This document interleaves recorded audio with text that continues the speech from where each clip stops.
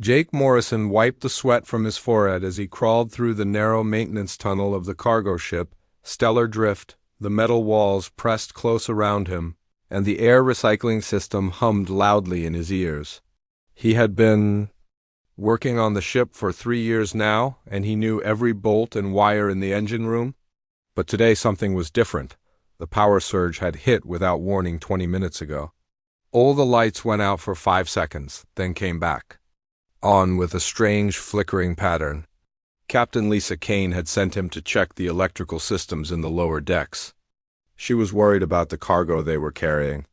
The manifest said it was rare minerals worth millions of credits, but Jake had noticed the extra security measures and the hired mercenary walking the halls. He turned left at the junction where he always turned right. The corridor looked the same as all the others, but something felt wrong. The air was warmer here, and there was a strange smell he could not identify. It was not unpleasant, just different.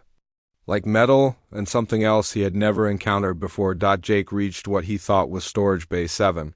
He pressed his hand against the door panel, and it slid open with a soft hiss. The room beyond was dark except for a pale blue light coming from somewhere in the back. He stepped inside, his toolkit rattling softly in his hand. "Hello," he called out. "Just checking the power lines." No one answered. Jake moved deeper into the room, his footsteps echoing strangely. The blue light grew brighter, and he could see it was coming from some kind of device on a table. As his eyes adjusted, he realized this was not a storage bay at all. The room was someone's quarters. There was a bed, a desk, and equipment he did not recognize. Everything was neat and organized, but there were weapons mounted on the walls. Big weapons. The kind that could blow a hole through a ship's hull. Jake was about to leave when he heard a sound from the adjoining room. It was a soft clicking noise, like metal tapping against metal. He knew he should go, but curiosity got the better of him. He moved toward the sound, staying close to the wall. Through the doorway, he saw her. The alien mercenary was standing with her back to him, and she was removing what looked like armor. But it was not regular armor. As each piece came off, Jake could see it was somehow connected to her body. Thin wires and tubes detached with soft popping sounds. The armor pieces glowed with the same blue light as the device on the table. Jake had never seen a Zerathi up close before. She was tall, maybe 7 feet, with pale silver skin that seemed to shimmer in the blue light. Her arms and legs were longer than a human's, and her fingers ended in what looked like claws. But what shocked him most were the scars. Her back was covered in them. Long, jagged lines that looked like they had been made by something with very sharp teeth. Some of the scars were old and faded, but others looked recent. Between the scars, Jake could see small metal implants embedded in her skin. They pulsed with a soft red light. The alien reached for something on a shelf, and Jake saw her face in profile. She was not as frightening as he had expected. Her features were sharp and angular, but there was something almost elegant about them. Her eyes were large and completely black, like deep pools of water. She picked up a small device and held it in both hands. The device began to glow, and symbols appeared in the air around it. They were not like any writing Jake had ever seen. They seemed to move and shift, forming patterns that hurt his eyes to look at directly. The alien began to speak in a low voice. The words were not in any language Jake knew, but they had a rhythm to them, like a song or a prayer. As she spoke, the symbols in the air grew brighter, and Jake felt a strange tingling in his chest. That was when she turned around. Jake froze. He knew he should run, but his legs would not move. The alien's black eyes fixed on him, and for a moment neither of them moved. Jake waited for her to attack, to grab one of the weapons from the wall, to call for security. Instead, she smiled. It was not a human smile. Her teeth were too sharp, and her mouth was too wide. But there was something genuine about it, something that made Jake's fear fade just a little. "You are lost," she said. Her voice was deeper than a human woman's, with a slight accent he could. "Not place? I am sorry," Jake managed to say. "I was checking the power lines. I took a wrong turn." "Sit down," she said, gesturing to a chair near the wall. Jake did not move. "I should go." "Sit down," she repeated, but her tone was not threatening. It was almost gentle, Please. Jake looked around the room. There was no way out except through the door behind him. The alien was between him and the exit. He could try to run, but she was bigger and probably faster. He walked slowly to the chair and sat down, his toolkit clutched tightly in his hands. The alien picked up a piece of fabric from the bed and draped it over her shoulders. She moved to another chair and sat down facing him. The strange symbols were still floating in the air between them, casting dancing shadows on the walls. "What is your name?" she asked. "Jake Morrison. I am Zara Kethvos," she said. "I have been watching you, Jake Morrison." "Watching me? You and the others, the humans on this ship?" She leaned forward slightly. "You are different from what I expected." Jake did not know what to say to that. He had always thought of himself as pretty ordinary. He fixed engines, ate meals in the crew mess, and slept in a bunk that was too small for him. Nothing special about any of that. "Different how?" he asked. Zara was quiet for a moment. The symbols in the air began to fade, and the blue light from the device on the table dimmed. "Tell me, Jake Morrison, what do you know about your species?" "My species? You mean humans?" "Yes, what do you know about humans?" Jake shrugged. "We are not the strongest or the smartest. We are good at fixing things and moving cargo. We work hard. Is that all? What else is there?" "We have been part of the galactic community for 50 years. Everyone knows what we are good at." Zara stood up and walked to the window. Outside, Jake could see the stars streaming past as the ship traveled through hyperspace. "Everyone knows what they think you are good at," she said. "But they do not know what you are really capable of." "What do you mean?" She turned back to him. "Jake Morrison, what would you do if this ship was attacked by pirates? If you were outnumbered 10-1 with no hope of winning?" Jake thought about it. "I guess I would try to fix whatever was broken. Make sure the engines keep running so we could escape. And if you could not escape, then I would try to find another way. Maybe hide in an asteroid field or send a distress signal. Or..." He stopped. "Why are you asking me this?" Zara walked back to her chair and sat down. "Because, Jake Morrison, you are about to find out what humans are really capable of. And what I tell you next will change everything you think you know about your species." The ship shuddered slightly, and Jake heard the distant sound of alarms. Captain Kane's voice came over the intercom. "All hands to stations. We have incoming ships on long-range sensors." Zara smiled again, and this time Jake could see something in her black eyes that might have been excitement. "It begins," she said. The alarms kept ringing as Zara stood up from her chair. Jake could hear Captain Kane's voice over the intercom giving orders to the crew.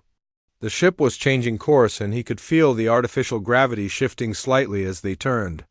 "I should go help," Jake said, starting to get up. "No," Zara said firmly. "Stay here. What I'm about to tell you is more important than anything happening on the bridge right now." Jake looked toward the door. Every instinct told him to run to his duty station and help prepare the ship for whatever was coming. "Let something in." Zara's voice made him sit back down. "Those ships out there," she continued, "they are not random pirates. They are here because of what this ship is carrying. The minerals?" Zara shook her head. "There are no minerals, Jake Morrison.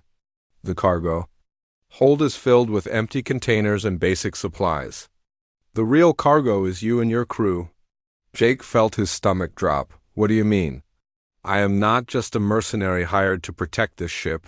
I am a scout for the Zirithi Empire. My mission is to study humans and decide if your species is worthy of joining something much bigger than you can imagine." The ship shuddered again, and Jake heard the sound of the engines changing pitch. They were accelerating. "You are studying us?" "Why?" Zara walked to her desk and picked up a small device. She pressed a button, and a holographic display appeared in the air between them. It showed a map of the galaxy with thousands of stars and planets marked in different colors.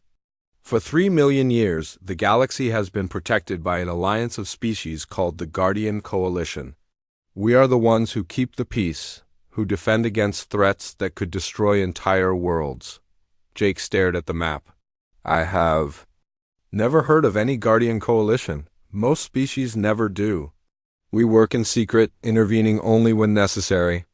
But now we face a threat unlike anything we have encountered before.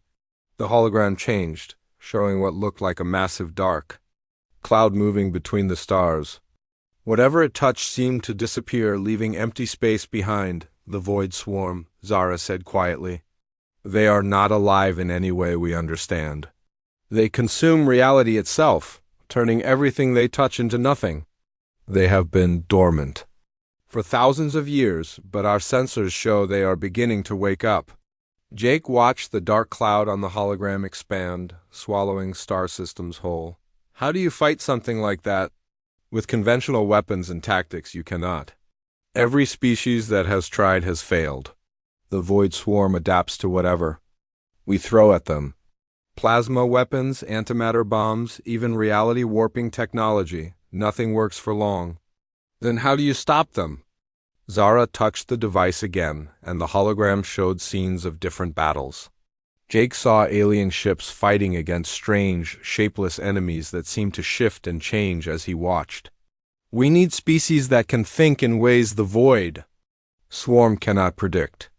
Species that can adapt faster than the enemy can counter? For 50 years, we have been watching humanity, waiting to see if you possess this ability. Jake leaned forward in his chair. And do we? That is what this test is designed to find out. The intercom crackled again. Captain Kane's voice sounded strained. All crew to emergency stations. We have 12 hostile ships approaching fast. They will reach us in 15 minutes. Zara smiled that strange, sharp smile again. 12 ships against one cargo vessel. Impossible odds by any reasonable calculation. Most species would either surrender or prepare to die. What makes you think we will do anything different? Because I have been watching you, Jake Morrison. I have seen how you work. Last month, when the main engine broke down, you did not follow the repair manual. You used parts from the food processors to create a completely new cooling system. It should not have worked, but it did. Jake remembered that day. The engine had been making a noise that was not in any of the technical guides. He had spent hours trying different solutions until he found one that worked. That was just basic problem solving. No, it was not. I showed recordings of your repair work to engineers from 6 different species. None of them could understand how you knew it would work. You could not explain it either. You just said it felt right. The ship shook more violently, and Jake heard the sound of weapon systems powering up. The stellar drift was not a warship, but it had basic defensive systems. 3 weeks ago, Zara continued, Dr. Amy Collins treated a crew member who had been poisoned by contaminated food. The symptoms matched no known disease, and she had no proper medical equipment. But she saved his life by using cleaning chemicals from the maintenance bay to create an antidote. Amy is a good doctor. She is more than that. She is a human doctor. I have recordings of her explaining her treatment to medical experts from across the galaxy. They called her methods insane and dangerous. But the patient lived. Jake was beginning to understand. You think we are different because we do not follow the rules. I think you are different because you do not accept that some problems cannot be solved. Every other species in the galaxy has limitations they will not cross. Humans seem to have no such limitations. The hologram changed again, showing more scenes of human activity. Jake saw people from Earth working in impossible conditions, building things that should not exist, surviving disasters that should have killed them. Captain Kane once kept her last ship running for 3 days after the main computer was destroyed. She manually calculated hyperspace jumps in her head while fighting off raiders. The mathematics alone should have taken weeks. She is a good captain. She is a human captain. Do you understand what that means? Jake thought about it. All his life he had been told that humans were the weak ones in the galaxy. They were not as strong as the Gorati, not as smart as the Zentari, not as technologically advanced as the Zirathi. They were useful for manual labor and basic tasks, but not much else. You are saying we are not weak? I'm saying you are the most dangerous species in the galaxy, and you do not even know it. The intercom crackled again. 10 minutes to contact. All hands brace for combat. Zara stood up and began putting her armor back on. The strange biomechanical pieces clicked into place, and the blue lights began to glow again. The ship's approaching. US are not ordinary pirates. They are a battle fleet that has never been defeated. They have weapons that can destroy a planet and shields that can stop a star's energy. Then we are dead. Are you? Zara asked, sealing the last piece of her armor. Or are you about to show me what humans really are? Jake stood up, his toolkit still in his hand. What do you want me to do? I want you to be human. I want you to look at a problem that has no solution and find one anyway. I want you to take a cargo ship and defeat a battle fleet. That is impossible. Yes, Zara said, her black eyes gleaming behind her helmet. That is exactly the point. Every species in the galaxy would agree that it is impossible. But humans have a habit of making the impossible happen. The ship's lights dimmed as more power was routed to the weapons and shields. Jake could feel the vibration of the engines as they prepared for battle. If we fail this test, he asked, what happens to humanity? Zara was quiet for a moment. Your species will be classified as a liability. You will be restricted to your current worlds and prevented from developing technology that could make you a threat. You will live, but you will never be free. And if we succeed, then humanity will take its place among the Guardian Coalition. You will have access to technology beyond your dreams and the chance to help protect the galaxy from threats like the Void Swarm. Jake looked at his toolkit, then at the alien warrior standing before him. No pressure, right? Zara laughed, a sound like metal chimes in the wind. Now you are beginning to understand. The question is, Jake Morrison, what are you going to do about it? Jake ran through the corridors of the stellar drift, his mind racing faster than his feet. The ship's emergency lights cast red shadows on the walls, and he could hear crew members shouting orders to each other. Everything Zara had told him was spinning in his head like a whirlwind. He reached the bridge just as Captain Kane was studying the tactical display. The approaching ships looked like massive metal predators against the star field. Jake had never seen anything so large or so threatening. Jake, Captain Kane said without looking up, I need you to boost power to the shields. We are going to need everything we can get. Captain, I need to talk to everyone, right now. Kane turned to look at him. Her face was pale but determined. We are about to face 12 warships with a cargo hauler. This is not the time for speeches. It is exactly the time, Jake said. Trust me. Something in his voice made her pause. Jake had been working on her ship for 3 years, and she had never heard him sound so urgent. You have 2 minutes. Jake activated the ship's internal communication system. His voice echoed through every corridor and room on the stellar drift. This is Jake Morrison. I need everyone to listen to me very carefully. He took a deep breath. He could not tell them about the test or the Guardian Coalition. They would think he was crazy. But he could tell them something else, something that might be just as important. I want you to think about why you are here. Not on this ship, but here in space. 50 years ago, humans were stuck on one planet. We looked up at the stars and dreamed about what was out there.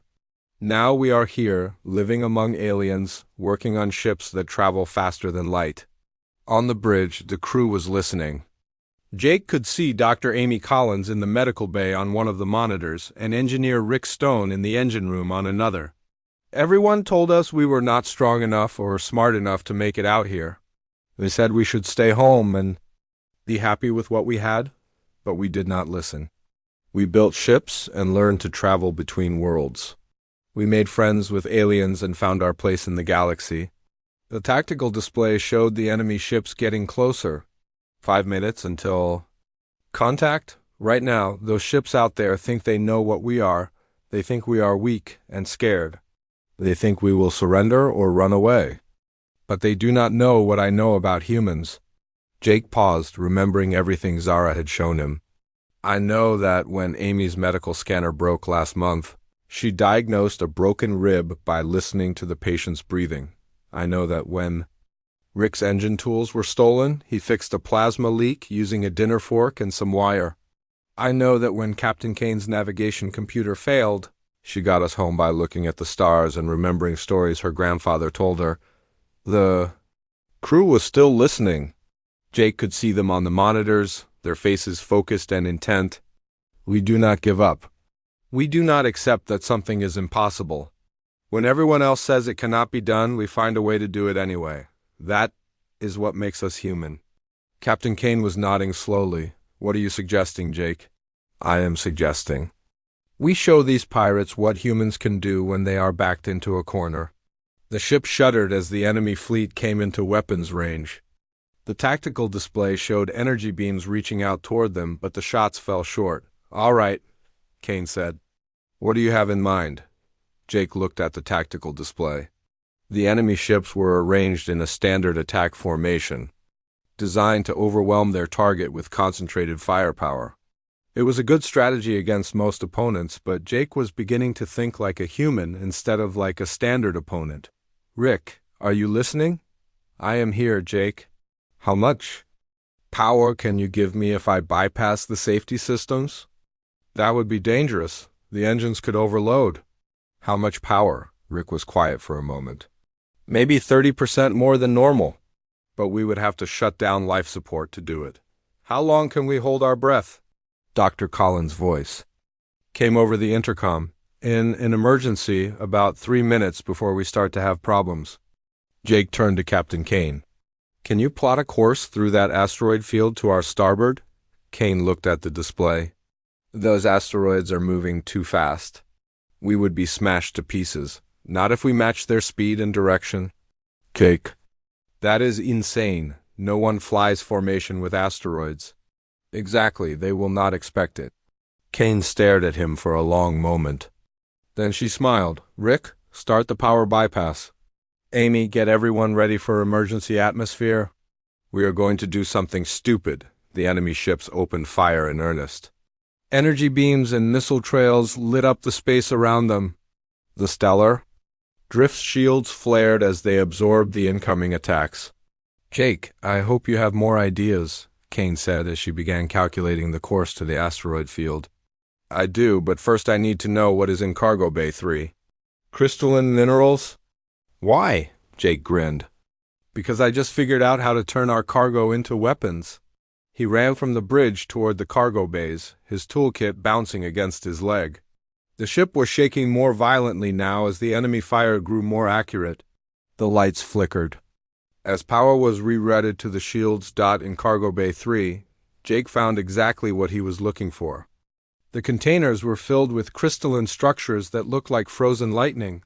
According to the manifest, they were supposed to be rare minerals worth millions of credits. But Jake was more interested in their electrical properties.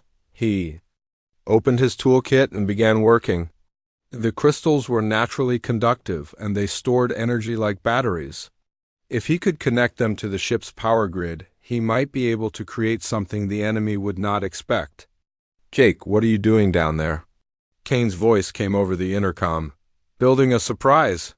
How long until we reach the asteroid field? 2 minutes. The enemy is gaining on us. Jake worked faster. He connected power cables to the crystal containers and ran them through the cargo bay's loading mechanisms. The crystals began to glow with stored energy. Amy, I need you to create some kind of timer mechanism. Something that will activate after exactly 30 seconds. I can use medical equipment to make one. What do you need it for? You will see. Rick, can you make the cargo bay doors open and close on command? Sure, but why would we want to do that? Jake finished the last connection and stepped back. The cargo bay was now filled with glowing crystals connected to enough power to run a small city. Because we are going to turn our cargo hold into the galaxy's biggest shotgun. The ship lurched as they entered the asteroid field. Jake could hear the sound of small rocks hitting the hull. Captain Kane was flying the ship between asteroids the size of buildings, matching their speed and direction so precisely that they seemed to be drifting along with them. Enemy ships are following. U.S. in, Kane reported. They are having trouble with the asteroids? Good. That means they are not paying attention to what we are doing. Jake activated the loading mechanism. The crystal containers moved toward the cargo bay doors, ready to be ejected into space. But these were not ordinary cargo containers anymore. They were improvised weapons charged with enough energy to light up half the solar system. Jake, you are either brilliant or completely insane, Kane said. Probably both. Get ready to open the cargo bay doors on my mark. The enemy ships were closing in, their weapons firing constantly. The stellar drift shields were beginning to fail, and Jake could smell smoke from overloaded circuits. Amy, activate your timers. Rick, give me everything you have got. The ship's engines roared to life with more power than they had ever produced. The artificial gravity fluctuated, and Jake had to grab onto a support beam to keep from falling. Now, Jake shouted into his communicator. The cargo bay doors opened, and the crystal containers shot out into space like bullets from a gun. They spread out among the asteroids, their energy signatures hidden by the natural electrical fields of the rocks around them. The enemy ships followed. Their sensors focused on the stellar drift. They did not notice the glowing containers drifting between the asteroids until it was too late. 30 seconds later, Amy's timers activated. The crystals exploded in a chain reaction of pure energy, turning the entire asteroid field into a minefield of lightning and fire. The enemy ships, caught in the middle of the explosions, began to lose power and drift helplessly among the rocks. Impossible. Jake heard one of the enemy commanders say over the intercepted communications. How did they know we would follow them? Jake smiled as he watched the enemy fleet struggling to escape the electrical storm he had created. Because we are human, he said quietly. And humans do not give up. The enemy fleet was not finished. Jake watched on the tactical display as the remaining 8 ships began to adapt to the electrical storm he had created. They were using their own weapons to clear paths through the energized asteroids, moving slowly but steadily toward the stellar drift. They are learning, Captain Kane said grimly. Whatever you did bought us time, but they figured out how to counter it. Jake nodded. He had expected this. Zara had told him that most enemies could adapt to human tactics eventually. The key was to keep changing strategies faster than they could respond. Rick, how are the engines holding up? The bypass is working, but we cannot keep this power level much longer. Maybe 10 more minutes before something important melts. Amy, how many medical drones do you have? 6. Why? Can you program them to fly outside the ship? They are not designed for space operations, but I could modify them. What do you need them to do? Jake was already running toward the medical bay. I need them to be our eyes and ears. And maybe our hands too. In the medical bay, Dr. Collins was working on the small flying robots that normally helped her treat patients. Each drone was about the size of a dinner plate, with multiple arms for holding medical instruments. They were not meant for combat, but Jake was beginning to see possibilities. I can give them basic sensors and communication equipment, Amy said as she worked. But they will not last long in a firefight. They do not need to last long. They just need to get close enough. Jake opened his toolkit and began pulling out components. Can you make them carry small objects? Sure. What kind of objects? Jake held up a handful of devices he had been collecting from around the ship. Emergency beacons, power cells, even some of Rick's spare tools.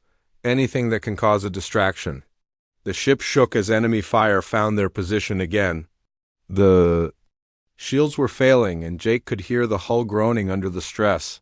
They needed to act fast. Jake, whatever you are planning, you better do it soon. Kane's voice came over the intercom. We have got company closing in. Jake finished his modifications to the medical drones and activated them. The 6 small robots rose into the air, their sensors scanning the room. Amy, can you control them remotely? Yes, but the range is limited. That is okay. I need them to fly to the enemy ships and attach these devices to their hulls. Amy stared at him. You want to use medical drones as delivery systems? Exactly. The enemy will not consider them a threat until it is too late. The ship lurched violently, and the lights went out for several seconds. When they came back on, Jake could see that several control panels were sparking. "Time to go," Amy said. Launching the drones through the ship's maintenance airlocks, Jake ran back to the bridge, where Captain Kane was trying to keep the ship moving through the asteroid field. The enemy vessels were getting closer, and their weapons fire was becoming more accurate. "Rick, I need you to do something that will probably violate every safety regulation in the book." "I am listening." "Can you make the artificial gravity generators pulse on and off? That would make everyone on the ship sick." "Why would we want to do that?" "Because it will also affect anything attached to our hull, including missiles that are trying to lock onto us." Rick was quiet for a moment. "That is either brilliant or insane. Both. Do it." The ship's gravity began to fluctuate in rapid pulses. Jake felt his stomach flip each time it changed, but he could see on the tactical display that the enemy missiles were having trouble maintaining their targeting locks. They kept drifting off course as the gravity waves affected their guidance systems. "Amy, how are the drones doing?" "Two of them made it to the enemy ships. I am attaching your devices now." On the main screen, Jake could see the tiny medical drones flying around the massive enemy vessels like insects around a giant. The enemy crews probably could not even see them among all the weapons fire and debris. "What do those devices actually do?" Kane asked. "The emergency beacons will make it look like we have escape pods scattered all over the place. The power cells will create false energy signatures, and Rick's tools will hopefully jam some of their sensors." The ship shuddered again, and Jake heard the sound of metal tearing somewhere in the lower decks. They were running out of time and options. "Captain, I need you to do something that is going to sound completely crazy." "At this point, crazy is all we have left." Jake pointed at the largest enemy ship on the display. "I need you to ram that one." Kane turned to stare at him. "Jake, that ship is 10 times our size. We would be destroyed on impact, not if we do it right." "Rick, can you eject the main engine core?" "You want me to what?" "Eject the engine core and set it to overload. Then we use the secondary engines to push it toward the enemy ship." Rick's voice was uncertain. "The core weighs several tons, and if it explodes near us, we will be caught in the blast. That is why we are going to be somewhere else when it happens." Jake activated the cargo bay controls again. The remaining containers in the hold were empty, but they were also airtight and equipped with basic life support systems. "Everyone listen carefully. We are going to abandon ship, but not in the way the enemy expects. We are going to hide inside the cargo containers and eject ourselves into the asteroid field. When the engine core explodes, it will take out the enemy flagship and make them think we were destroyed too." The bridge was silent for a moment, then Kane started laughing. "You want to mail ourselves through space in cargo boxes? It has been done before, sort of." "When?" "Well, it is about to be done for the first time." Another explosion rocked the ship, and Jake could smell smoke coming from the engine room. "Rick, we need that core ejection now. Working on it. But you better hurry with those containers. We have maybe 2 minutes before the core goes critical." Jake ran to the cargo bay where the remaining crew members were already gathering. There were 12 people on the ship and 6 containers left. It would be tight, but they could fit 2 people in each container if they squeezed. "This is insane," said Engineer Pete Davis as he climbed into a container with Dr. Collins. "That is the point," Jake replied, sealing the container door. "The enemy expects us to do something logical. This is about as far from logical as we can get." The last thing Jake saw before sealing himself into a container with Captain Kane was Zara, standing in the corridor. The alien warrior was not running for safety like the others. Instead, she was watching him with those strange black eyes, and she was smiling. "Good luck, Jake Morrison," she said. "Show them what humans can do." The cargo bay doors opened, and Jake felt the container spinning as it was ejected into space. Through the small porthole, he could see the stellar drift drifting away from them. Its engines dark and its hull damaged, the enemy ships moved in for the kill, their weapons charging for a final barrage. They probably thought the human ship was already defeated. They were about to learn how wrong they were. The engine core exploded in a ball of fire that lit up the entire asteroid field. The blast was so bright that Jake had to close his eyes, and so powerful that he could feel the container shaking even though they were several kilometers away. When the light faded, the enemy flagship was gone. The other ships were drifting, their shields down and their hulls cracked. The explosion had damaged them more than anyone could have predicted. Jake, Kane's voice was quiet in the darkness of the container. That was either the bravest thing I have ever seen or the stupidest. Probably both, Jake replied, watching the enemy ships struggle to regroup. But it worked. Through the porthole, he could see Zara's ship approaching to pick them up. The alien warrior had kept her word and stayed to help them escape, but Jake knew the test was not over yet. The enemy still had 7 ships, and the humans were now floating helplessly in cargo containers. The real challenge was just beginning. Jake felt the cargo container shake as Zara's ship pulled them aboard with a tractor beam. Through the small porthole, he could see the 7 remaining enemy ships regrouping in the distance. They looked confused and angry, like predators that had lost their prey. The container door opened with a hiss, and Jake climbed out into what looked like a much more advanced cargo bay than anything on the stellar drift.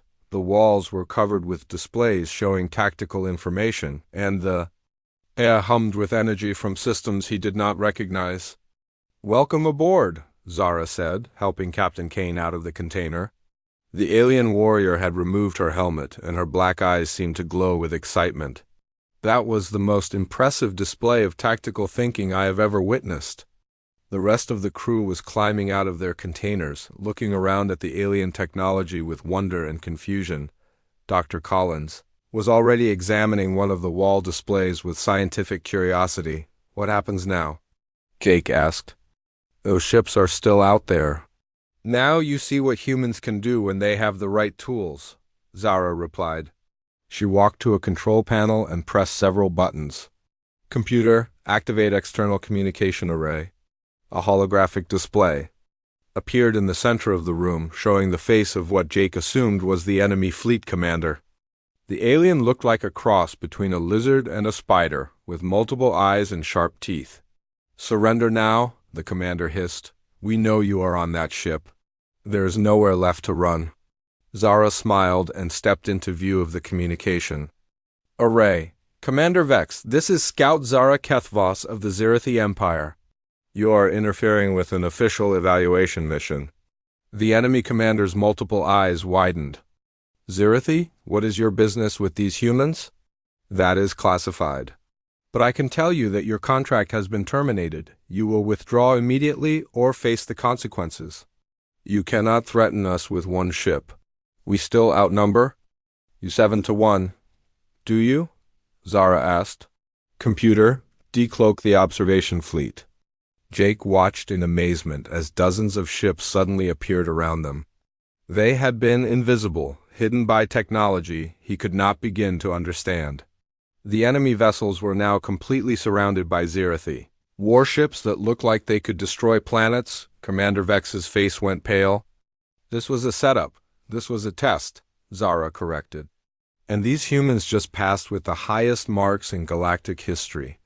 You were hired to provide a challenge, nothing more. Your payment has been transferred to your accounts. Now leave, before we decide you have outlived your usefulness." The enemy fleet did not need to be told twice. Jake watched them jump to hyperspace one by one, fleeing as fast as their engines could carry them. "They were working for you?" Captain Kane asked. "Not directly. We hired intermediaries to hire them. They thought they were conducting a normal pirate raid. We needed the threat to be real, or the test would have been meaningless." Jake felt his legs go weak. "You mean we were never in real danger?" "Oh, you were in very real danger," Zara said seriously. "If you had failed to adapt, if you had given up or made poor decisions, those ships would have destroyed you. The test only works if the consequences are genuine." A new voice spoke from behind them. Jake turned to see another Zirithi entering the cargo bay. This one was even taller than Zara, with more elaborate armor and symbols that seemed to shift and change as he watched. I am Commander Thekmors of the Zirathi High Command, the newcomer said. I have been observing your performance, and I must say it exceeded all our expectations. What did we do that was so special? Dr. Collins asked. We just tried to survive. You did much more than that. You faced impossible odds with inferior equipment and not only survived, but achieved victory. More importantly, you did it by thinking in ways we have never seen before. Commander Thekmors activated a holographic display that showed recordings of their battle. Using cargo as weapons, manipulating gravity to confuse missiles, ejecting yourselves in containers while using your own ship as a bomb. These are not tactics found in any military database in the galaxy, because they are stupid and dangerous, Jake said. Because they are uniquely human, the commander corrected. Every other species would have followed established protocols.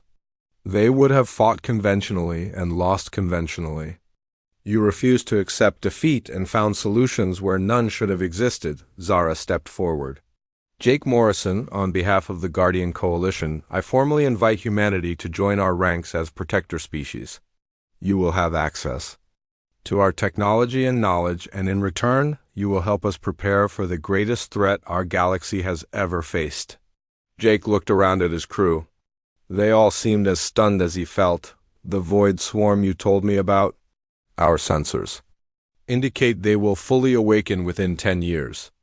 When they do, conventional warfare will be useless against them. We need species that can adapt and improvise, that can find solutions when all hope seems lost. Captain Kane stepped forward. What exactly are you asking us to do? Commander Thekmors gestured, and the holographic display changed to show star charts and technical specifications. We want to establish joint training programs between human and Zirathi forces. We will teach you to use our technology, and you will teach us to think like humans. You want to learn to be unpredictable? Rick asked. We want to learn to be innovative. Every Guardian species has their strengths. The Zirathi are masters of technology and strategy. The Kovani excel at energy manipulation. The Zentari can process information faster than any computer. But humans have something none of us possess. What is that? Jake asked. Hope, Zara said simply. When faced with impossible situations, other species calculate the odds and accept defeat. Humans refuse to give up. You find ways to turn weakness into strength, disadvantage into opportunity. Dr. Collins was studying the technical displays with fascination. This medical technology could save millions of lives. And human medical techniques could save millions more, Commander Thekmors replied.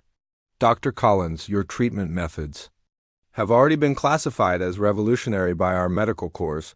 We want to learn from you. Jake thought about everything that had happened. A few hours ago, he had been a simple mechanic on a cargo ship. Now he was being offered a chance to help save the galaxy.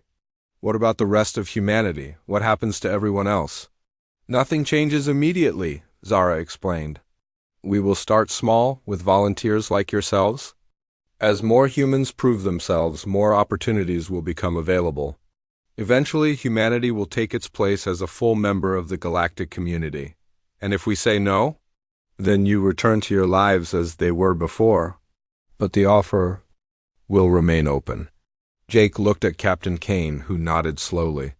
He looked at Dr. Collins, who was already making notes about alien medical technology.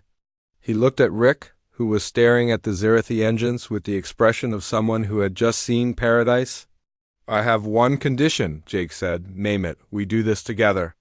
All of us. We are a crew, and crews stick together. Zara smiled. That sharp, genuine smile. I would expect nothing less from humans. Commander Thekmors stepped forward and extended his hand in the human gesture of greeting.